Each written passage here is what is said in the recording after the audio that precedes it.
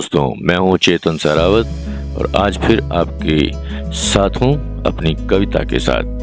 और आशा करता हूँ कि आप इस कविता को पसंद भी करेंगे और पसंद करके हमें कुछ व्यूज़ भी देंगे, कमेंट भी देंगे और अच्छी लगी तो उसे लाइक भी करेंगे, शेयर भी करेंगे।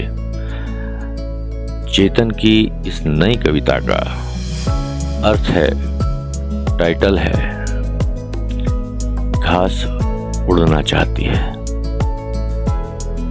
अब भला घास उड़ना चाहती है, इस बात को हम कैसे कह सकते हैं?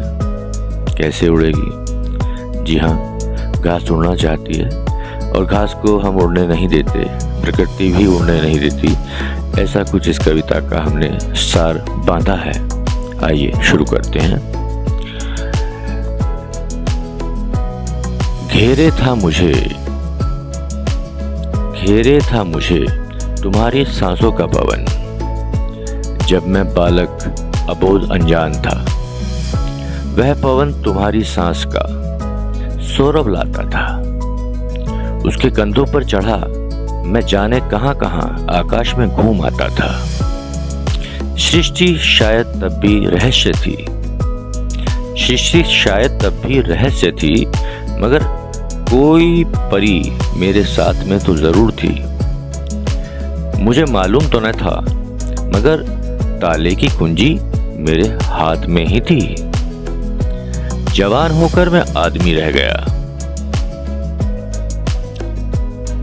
यहां मैं करेक्शन करूंगा क्योंकि जवान होने के बाद वो आदमी नहीं रहा। एक बच्चा था, वो सारी संवेदनाओं को जानता था, सारी चीजों को वो एहसास करता था। लेकिन जैसे जैसे उम्र बढ़ी तो जवान हुआ आदमी, तो जवान होकर के मैं आदमी न रहा, खेत की घास हो गया। तुम्हारा पवन आज भी आता है और घास के साथ अटखेलियां करता है। उनके कानों में चुपके चुपके कोई संदेश तो जरूर भरता है। घास उड़ना चाहती है और अकुलाती है, मगर उसकी जड़ें धरती में बेहतर गड़ी